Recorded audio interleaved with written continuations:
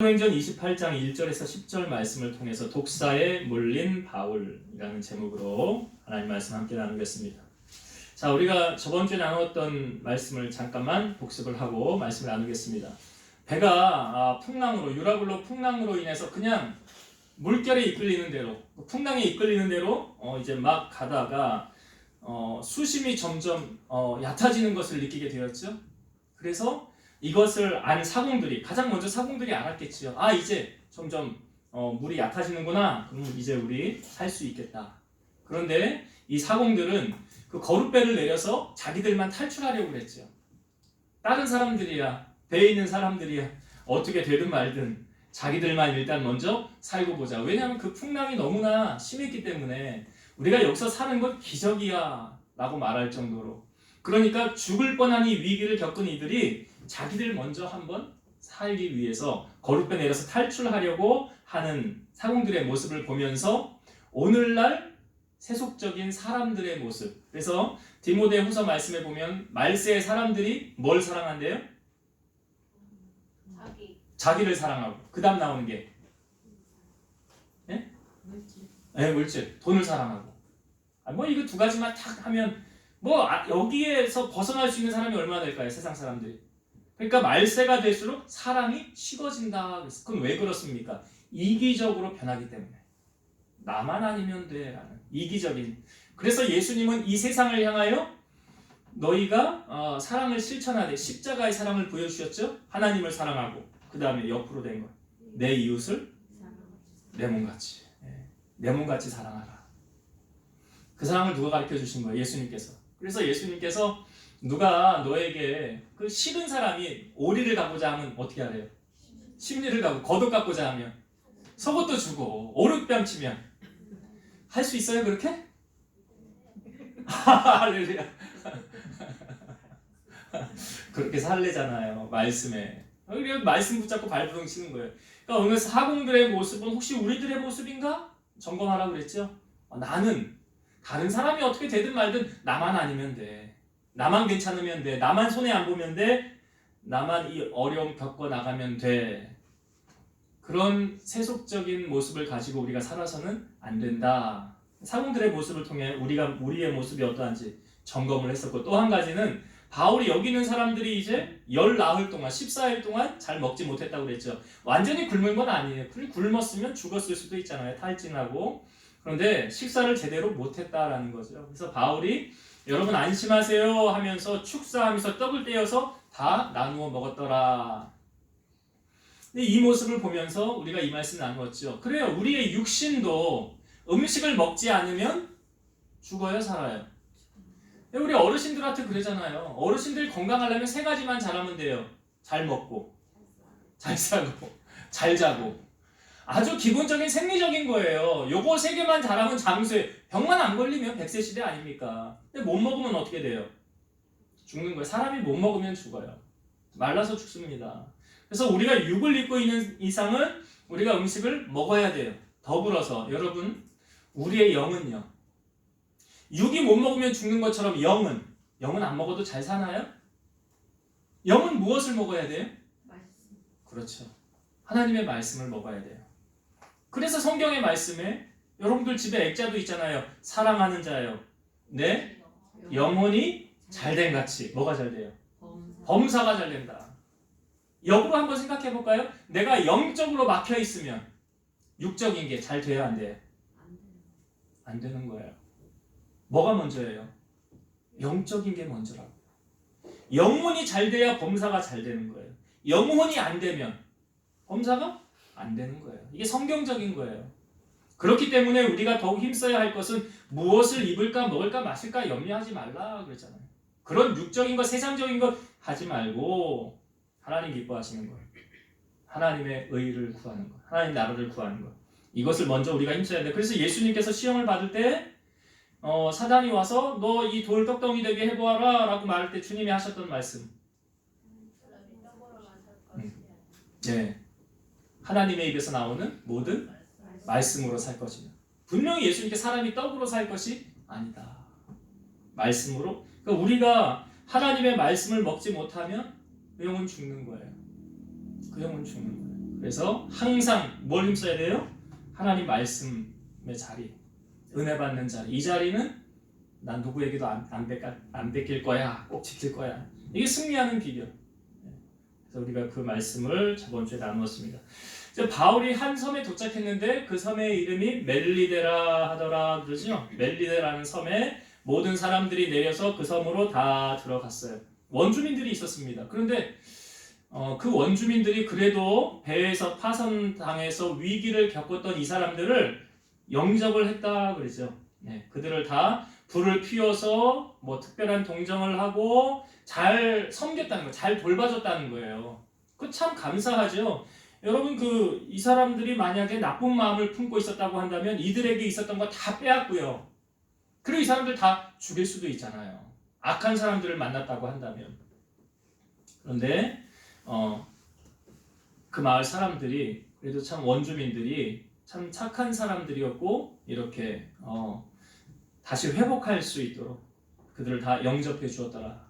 근데 오늘 우리가 읽은 본문에 보면 제가 제목을 독사에 물린 바울이라는 제목으로 적었는데 오늘 본문에 그렇죠. 바울이 이제 불을 피워서 나무를 들고 이렇게 가는데 그 나무 안에 뭐가 있었다는 것입니까? 독사가 있었다는 거예요.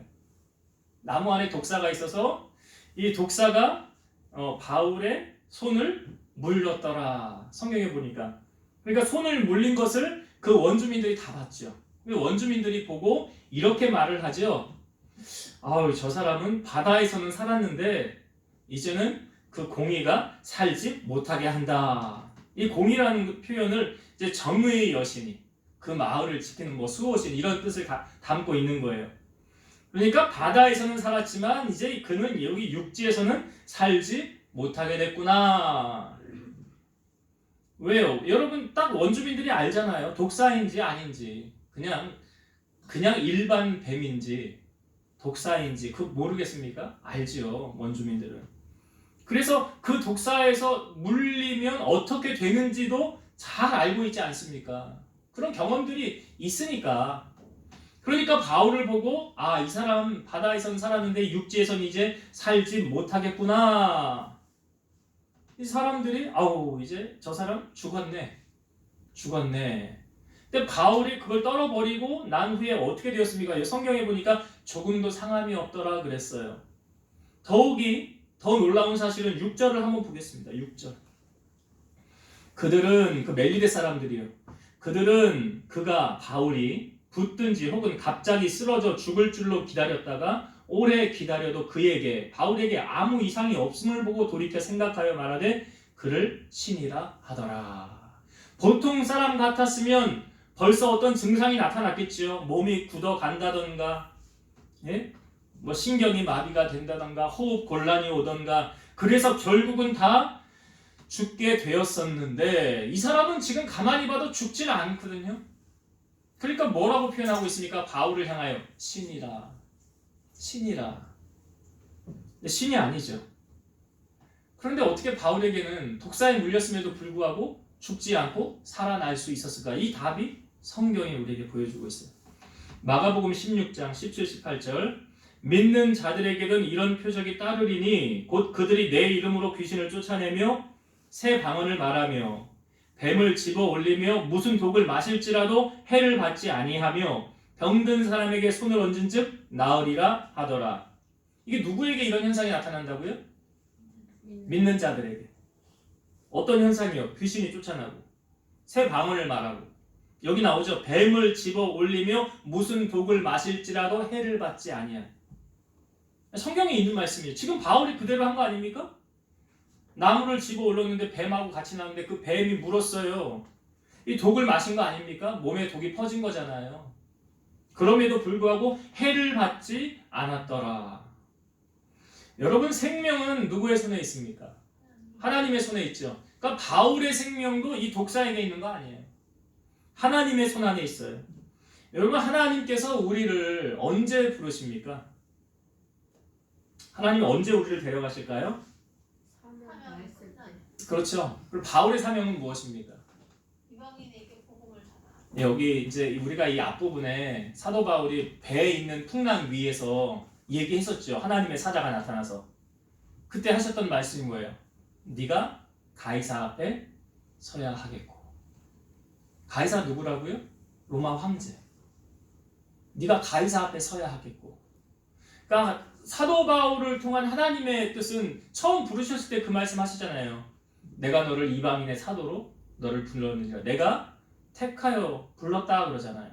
이방인에게 복음을 전하기 위해 택한 그릇이라. 그러니까 바울이 가서 가이사 앞에 가서 복음 전하고 이탈리아. 그러니까 우리가 로마서도 보았지만 로마에는 왜 가려고 그러는 거예요? 복음도 전하고 뿐만 아니라 또 어디로 가려고 그래요? 스페인. 성경에는 서바나. 서바나로 가서도 복음을 전하리라. 그러니까 서바나는 당시 땅끝이라고 생각했던 거예요. 스페인. 그쪽까지 가서 내가 뭐 한다고요? 복음을 전하리라. 그러니까 여러분 하나님께서 우리를 부르실 때 언제 부르신다고요? 사명 다하면 부르시는 거예요. 우리에게 맡긴 일 다하면 하나님께서 불러주시는 거예요. 그래서 우리가 죽음 앞에 두려워할 이유가 있습니까? 없습니까? 찬송가에도 있잖아요. 죽음 앞에 겁을 내는 자여 주 예수 앞에 나아뢰어라. 하늘나라 바라보는 자여 주 예수께 아뢰라. 그 죽음 앞에 우리가 겁을 낼 필요가 없다. 오늘 바울이 독사에 물려서 죽어야 되는데 안 죽잖아요. 하나님 안 데려가셔요. 왜? 아직 해야 될 일이 있거든요. 예수님께서 사역을 하실 때 회당장 야이로라는 사람이 주님 앞에 엎드립니다. 와서 이렇게 구하죠. 내 딸이 죽을 병이 걸렸으니 주님 와서 좀 고쳐주세요. 주님하고 같이 가요. 가다가 잠깐 지체하는 사건이 있었죠. 12년 동안 혈류증으로 고통받던 여인이 예수님의 옷자락을 만지고 주님이 그냥 가셔도 되는데 누가 내 몸을 만졌냐? 그러니까 제자들이 뭐라고 그래요? 아니 주님 이렇게 사람들이 많은데 누가 주님을 만졌냐고 물으면 그 뭐라고 대답해야 됩니까? 그때 주님 하셨던 말씀이 뭐예요? 내 몸에서 능력이 나갔느니라. 그리고 나서 다 아시죠? 그 여인을 이렇게 세우잖아요. 사실 그 여인이 불법이에요. 나오면 안 되는 거예요. 유대 법에 의하면. 그런데 고침 받았으니까 깨끗해졌으니까 이젠 불법을 저지른 자가 아니잖아요. 그 여인의 믿음이 그 여인의 병을 고치게 했어요. 거기서 잠깐 지체하는 사이에 야이로의 집에서 사람들이 옵니다. 어떤 소식을 가지고 와요? 당신의 딸이 죽었습니다. 이제 다 끝났습니다. 죽었으면 다 끝난 거 아니에요? 근데 그때 야이로에게 주님이 뭐라고 말씀하십니까? 두려워하지 말고 믿기만 하라. 두려워하지 말고 믿기만 하라. 그 들어갔더니 사람들이 이제 울고 통곡하고 12살 된 여자아이가 죽었으니 얼마나 슬퍼요. 그런데 그때 예수님이 사람들에게 이렇게 말하죠. 이 아이가 죽은 것이 아니라 잔다. 그랬더니 사람들이 비웃어요. 우리가 죽은 거하고 자는 거하고도 모르냐고. 예수님을 비웃었어요. 그리고 예수님이 그 사람들을 다 내보내고 자기와 함께한 수제자 3명하고 그 아이의 부모를 데리고 들어가서 그 아이에게 손을 대시면서 뭐라고 말씀하시죠? 달리다고 하시는 거예요. 달리다고. 소녀야 일어나라. 그랬더니 이 아이가 일어나서 온전해졌더라. 여러분 삶과 죽음의 경계에서 그것을 인간이 결정할 수 없습니다. 자살하지 말라고 하는 이유가 뭔지 아십니까? 자살하면 왜 안 돼요? 지옥 가니까 안 되는 거예요. 왜 지옥 가는 거예요? 생명이 누구 겁니까? 네, 생명은 하나님 건데 내 마음대로 내가 끊으면 살인죄를 저지르는 거예요. 그러니까 지옥 가는 거예요. 절대로 자살하면 안 돼요. 그건 지옥. 그건 마귀가. 그러니까 왜 다 연관성이 있는 것이 사람들이 자살할 때 전조 증상 나타나는 현상들이 뭐냐면 우울증 있죠. 예, 이 땅 살아서 뭐해? 나 죽으면 다 끝나는데 그냥 화끈하게 그냥 끝내버리지. 번개탄 피우고 가스 마시고 하여튼 여러 가지 방법으로 자기의 생명을 끊게 하려는 것은 다 악한 영이 하는 일이에요. 사단이 하는 거예요. 그건 하나님이 주는 마음 절대 아닙니다. 우울증 이런 거요. 다 사단이 주는 거예요. 그래서 자기의 생명을 하나님께 묻지도 않고 그러니까 하나님의 손 안에서 결정되어지는 건데 자기가 마음대로 이렇게 하면 절대로 안 된다는 거예요. 여러분 우리가 인생을 살면서 죽을 뻔한 위기 혹시 여러분 있으셨습니까? 나 그때 나 물에 빠져 죽을 뻔했었는데 그때 나 하나님 은혜로 살았어. 아, 나 교통사고 났었는데 나 그때 하나님 은혜로 살았어. 그런 분들이 혹 있다고 한다면 여러분들은 그런 사람들은 보너스 인생을 살고 있는 거예요. 나 원래 그때 죽었어야 되는 건데 하나님 나 그때 살려주셨어. 왜 살려주셨습니까? 하나님께서 우리를 통하여 이루고자 하실 일이 있기 때문에. 이걸 뭐라 그래요? 사명이라는 거예요. 사명이에요. 사명이 있기 때문에 하나님이 나를 아직 안 데려가신 거예요. 그때 갔어도 갔어야지. 그런데 나를 아직 살려주신 건 보너스로 내가 받은 인생 살게 된 거. 우리 그 민주사님하고 이제 월요일날 당직하면서 이런 얘기 저런 얘기 하는데 거기 주변에 같이 직장 생활하는 나이가 비슷한 다른 데서 일하는 분인데 같이 이렇게 교제를 하다 보면 그분에게 고모가 있는데 고모하고 고모부가 그렇게 신앙생활을 열심히 한대요. 그쪽 집안에 원래 그렇게 믿는 사람은 없대. 처가 쪽에는 많이 믿는데 자기 친가 쪽으로는. 그런데 그 고모가 그렇게 열심히 신앙생활을 한대요. 뭐 이렇게 좋은 글 성경책에 줄 쳐가지고 이렇게 성경책 선물도 하고. 그래서 물어보니까 그분들이 죽을 뻔한 위기가 있었대요. 그런데 신앙생활도 잘 안 했을 텐데. 그런데 그 위기에서 벗어나서 깨달은 게 뭐냐면 나 그때 하나님이 살려주셨구나. 하나님이 나 보너스 인생 주셨구나. 그 이후로부터 그들이 아주 교회 일에 열심을 내고 충성하더래요. 보너스 인생 살고 있는 거니까. 누구 은혜로? 하나님 은혜로. 사람들이 여러분 어려워져 보면 위기를 맞다 들이다 보면 그 사람의 그 남은 생애가 완전히 달라진다고 그러잖아요. 그들이 그런 경험을 하는 거예요. 그래서 그렇게 주님의 일에 충성하더래요. 그러면서 자기 조카 너 이제 교회 나가라. 그래서 계속 권면을 하더래요. 여러분 우리가 주님을 위해서 내 남은 생애를 헌신하고 바치고 희생한다고 한다면 하나님은 우리로 하여금 필요한 모든 것들을 채워주십니다. 그리고 나의 생명을 지켜주십니다. 내가 지키려고 아둥바둥하지 않아도요. 하나님이 그를 붙잡아 주시고 지켜주신다. 오늘 사도 바울처럼 죽어야 마땅한 이 사람이 죽지 않고 멀쩡히 걸어다니면서 살아있더라. 왜요? 그를 통한 하나님이 이루고자 하시는 사명이 있기 때문에 그래요. 그래서 우리에게 주신 하나님께서 나에게 주신 여러분들의 사명 잊지 마시고 그 사명을 감당하기 위해서 하나님을 기쁘시게 하는 일에 힘쓰는 여러분 되시기를 바랍니다. 자, 이렇게 죽어야 될 사람이 죽지 않았는데 그 섬에서 이제 가장 높은 사람 보블리오라는 사람이 아마 그 성경에 보니까 그 근처에 토지가 있더라. 그러니까 좀 영향력 있는 그 쉽게 말하면 이 섬의 뭐 추장 정도 되겠지요. 지도자, 수장, 가장 높은 사람. 이 섬에서 가장 높은 사람이라고 말하니까 그 보블리오라는 사람이 바울을 이제 영접을 하는 거예요. 우리가 이제 바울을 바라보면서 이 여러분 사도행전의 저자가 누굽니까? 사도행전의 저자 누가입니다. 누가복음의 저자도 누가고요. 누가는 의사였어요. 그러니까 사도 바울 옆에서 늘 거의 여기 우리라는 표현을 할 때 보면 이 옆에는 사도 바울 옆에는 누가가 같이 동행했구나 라는 것을 추측할 수 있는 거예요. 우리라는 표현, 같이. 그래서 여기 우리를 영접하여 사흘 머물게 했는데 이 보블리오에게 성경에 보니까 아버지, 부친이 어떤 상태로 우리에게 보여주고 있습니까? 성경을 봅시다. 8절과 9절을 볼게요.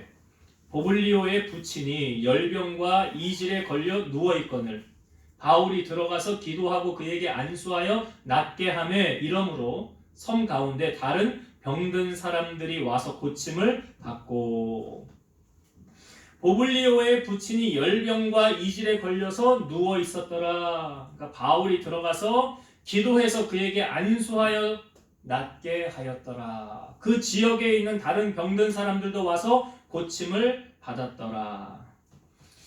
여러분 사람의 만남이 우연히 있습니까? 없습니까? 아니, 노사연 씨가 이거 증명해주고 있잖아요. 노래 가운데. 노사연 씨의 만남의 노래 처음에 어떻게 시작하죠? 우리 만남은 우연이 아니야. 그 우연이 아니면 다른 말로 뭐예요? 필연이라는 거예요. 사람의 만남은 우연이 있어요, 없어요? 없어요. 우연이 없다. 우린 뭐 이런 말 하잖아요. 원수는 어디서 만난대? 외나무 다리에서. 필연이에요, 필연. 왜 거기서 만나, 하필이면. 그러니까 우리의 인생의 만남은 우연이 없다. 만남이 우연이 없는 것처럼 여러분, 바울이 지금 멜리데라는 섬에 간 게 우연 같습니까? 필연 같습니까? 그래, 필연이에요. 집사님 우리 교회 온 거 필연인 것처럼. 우연 없어요. 필연이에요. 여러분, 우리가 예수님을 믿고 예수님을 구주로 영접하고 내가 하나님의 자녀가 된 거, 구원받은 하나님의 자녀가 된 거 우연이에요? 필연이에요? 여러분, 구원받은 게 우연히 구원받았습니까? 성경은 뭐라고 말하고 있어요? 창세 전에 우리를 계획하고 예정하셔서 부르셨더라. 그 구원받은 거 우연 아니라고요. 내 가는 걸음걸음이 우연이 하나도 없어요. 잠언 3장 6절 너는 범사의 그를 인정하라. 하나님을 인정하라. 그리하면 내 길을 지도하시리라. 시편 37편 5절 너의 길을 여호와께 맡기라. 그를 의지하면 그가 이루시고. 하나님께 내 길을 맡기면 하나님께서 내 가는 걸음을 인도해 주신대잖아요. 성경에 보면 하나님의 인도함을 받은, 그러니까 우연 같지만 필연적으로 되어진 두 가지 사건을 제가 말씀드릴게요. 첫 번째는 룻기에 보면 나오미와 엘리멜렉이라는 사람이 있었어요. 나오미와 엘리멜렉 두 부부죠. 부부가 베들레헴에서 살고 있는데 흉년이 들어서 그 흉년을 피해서 이방 땅인 모압 땅으로 내려갑니다. 그래서 이방 땅으로 내려갔는데 내려가서 남편이 먼저 죽은 거예요. 그리고 두 아들 결혼을 시켰어요. 모압 여인들하고. 그런데 자녀도 못 보고 두 아들 다 죽었어요. 그러니까 이 나오미가 두 며느리에게 야, 너희들 이제 너희 친정으로 돌아가라.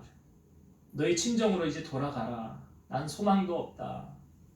뭐 내가 뭐 결혼해서 뭐 다시 아들을 자녀를 낳아서 그 자녀가 언제 커서 너희가 다시 결혼을 하겠냐. 이스라엘의 법에 의하면 그 대를 이어야 되는 그런 게 있으니까.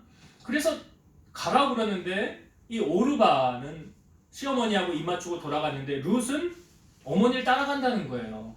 룻이 어머니를 따라갈 때 했던 말이 어머니의 하나님이 나의 하나님이라.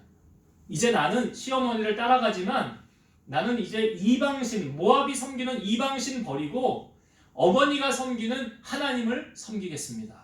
그러니까 하나님을 붙잡고 가는 거예요. 그래서 다시 베들레헴에 이제 회복이 되어졌다는, 흉년이 회복이 되어졌다는 소식을 듣고 나오미가 룻하고 같이 돌아가게 됩니다.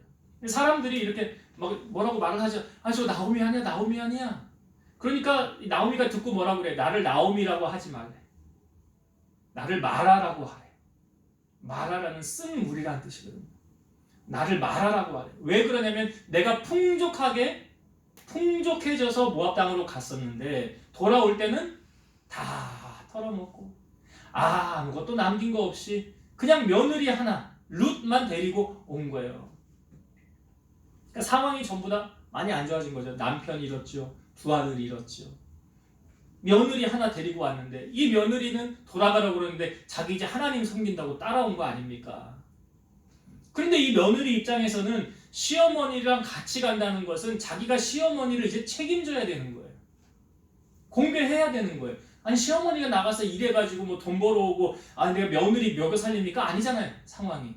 며느리가 시어머니를 봉양해야 되는 거예요.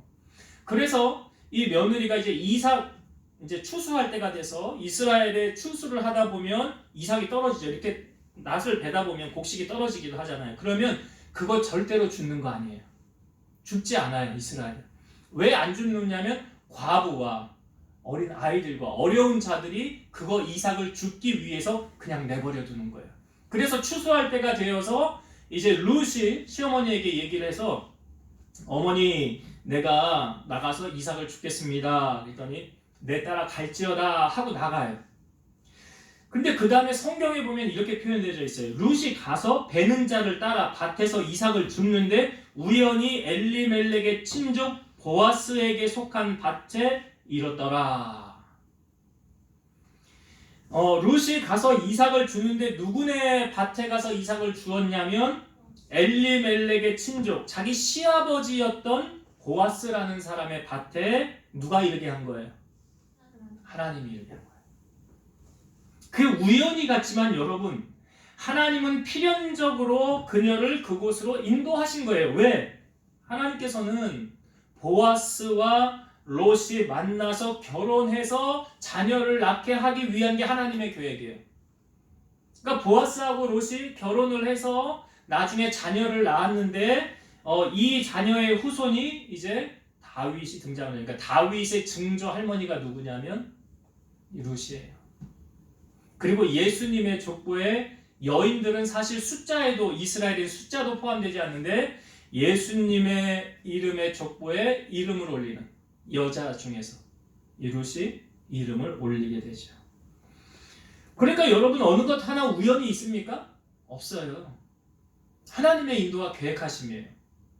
또 한 가지 우연 같지만 우연이 아닌 필연인 사건이 이스라엘의 우리는 가장 악한 왕, 이스라엘의 왕정 역사 속에 가장 악한 왕 한 사람 뽑아봐라 하면 누구를 뽑는다고 그랬어요? 아합을 뽑는다고 그랬죠. 아합왕. 그의 아내 이세벨 아주 예수 믿는 선지자들을 잡아 죽이고 핍박하고 이 아합왕이 여러분 어떻게 생애를 마감하게 되냐면 아람이라는 나라하고 전쟁을 할 때 나라가 둘로 나뉘어져 솔로몬 이후로 나뉘어졌다고 그랬잖아요. 북이스라엘과 남유다. 그러니까 아합은 북이스라엘이에요. 당시 남유다의 왕이 누구였냐면 여호사밧이었어요. 많이 들어보셨죠? 여호사밧이 하나님 앞에 기도한 유명한 내용도 있잖아요. 우리는 어찌할 바를 알지 못하고 주님 바라보는 것밖에 할 수 없습니다. 그런데 이 아합이 여호사밧에게 도와달라고 그래요. 왜 그러냐? 사돈지간이었어요. 제가 예전에 이 말씀을 우리가 수요일에 나눌 때 한번 나눴었는데 며느리가 들어왔는데 아합의 딸인 아달랴가 여호사밧의 집안에 며느리로 들어왔어요. 그 이후부터 이제 남유다의 역사는 아주 그냥 막 전멸이에요. 전멸 거의. 집에 여자 하나 잘못 들어와가지고 그 집안이 쑥대밭이 되는 거예요. 집에 사람이 잘 들어와야 된다 그런 말 하잖아요. 그러니까 아달랴가 들어와서 남유다 완전히 그냥 다 거의 뭐 멸살을 해버려요. 멸살을.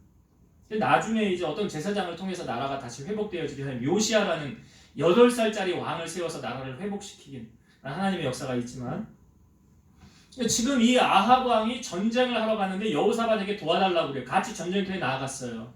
근데 어떻게 나갔냐면 여호사밧은 왕복을 입고 나갔어요. 그러니까 사람들이 딱 봤을 때 저기 왕이 저 사람이구나. 저 사람을 죽여라. 여호사밧이 아합처럼 왕복을 입고 나가는 거예요. 그리고 아합은 어떻게 나갔느냐? 일반 사병처럼 그렇게 일반 사병 옷을 입고 나갔어요. 자, 전쟁을 하는데 어떻게 되었냐면 성경에 보면 이렇게 표현되어 있어요. 한 사람이 무심코 활을 당겨 이스라엘 왕 갑옷 솔기를 마친지라. 이게 예전 성경에는 이렇게 표현되어 있어요. 한 사람이 우연히 활을 당겨. 우연히 활을 딱 쐈는데 그 화살이 아합에게 와서 꽂힌 거예요. 그래서 싸우다가 저녁 때 그 아합이 죽었더라. 여러분 이 아합이 활에 맞아서 죽은 사건이 우연 같습니까? 필연 같습니까? 필연이에요. 그 앞부분에 보면 하나님께서 다 계획을 해놨어요. 선지자들을 통하여서 거짓말하는 입을 만들게 해서 선지자들이 다 당신은 나가십시오. 싸워 이길 겁니다. 다 거짓말하는 선지자. 근데 진실로 말하는 선지자 한 사람밖에 없었어요. 근데 아합이 나아가서 전쟁하다가 활에 맞아서 죽었더라. 여러분 우리의 인생에 우연은 없어요. 다 하나님 섭리 안에 있어요. 복음성가 가운데 이런 복음성가가 있어요. 나의 가는 길이라는 찬양. 한번 불러볼게요. 나의 가는 길 주님 인도하시네. 그는 보이지 않아도 날 위해 일하시네. 주 나의 인도자 항상 함께 하시네. 사랑과 힘 베푸시며 인도하시네.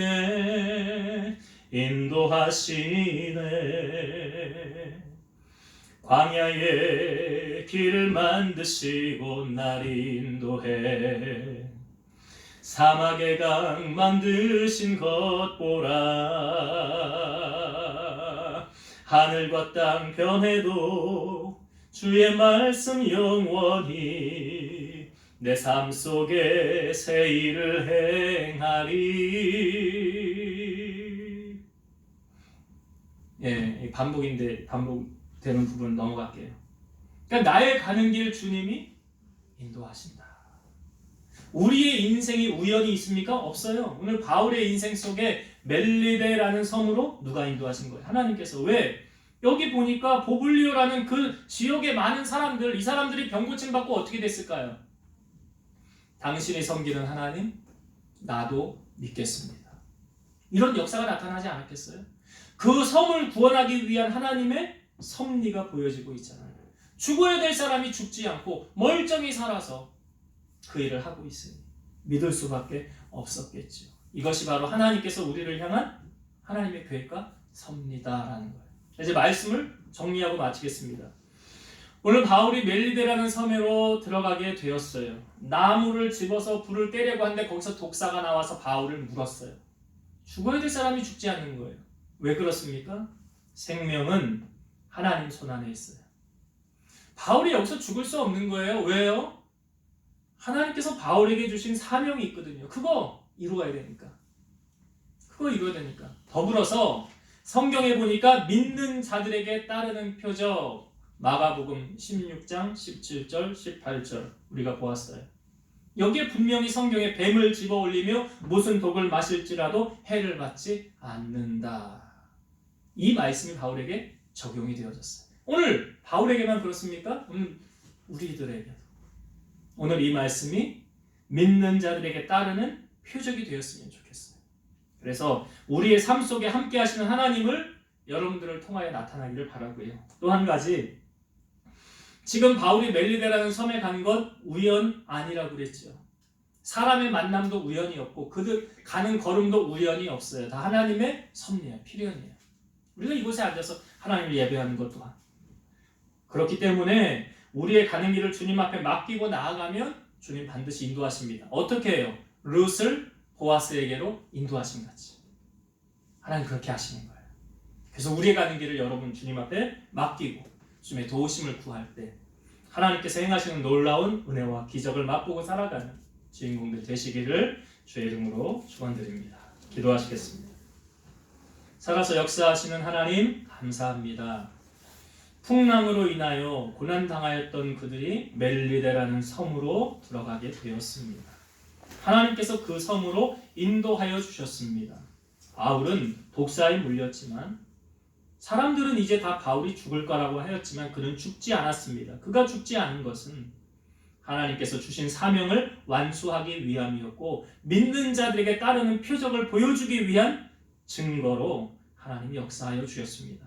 오늘 우리 사랑하는 성도들 주님 앞에 우리의 가는 걸음 맡기게 하시고 주님의 인도함을 받으며 하나님께서 믿는 자들에게 따르는 표적이 우리 성도들 삶 속에 나타나게 하옵소서. 그래서 하나님을 마음껏 자랑하며 증거하는 믿음의 주인공들이 다 되게 하여 주옵소서. 예수님 이름으로 감사하며 기도드리옵나이다. 아멘.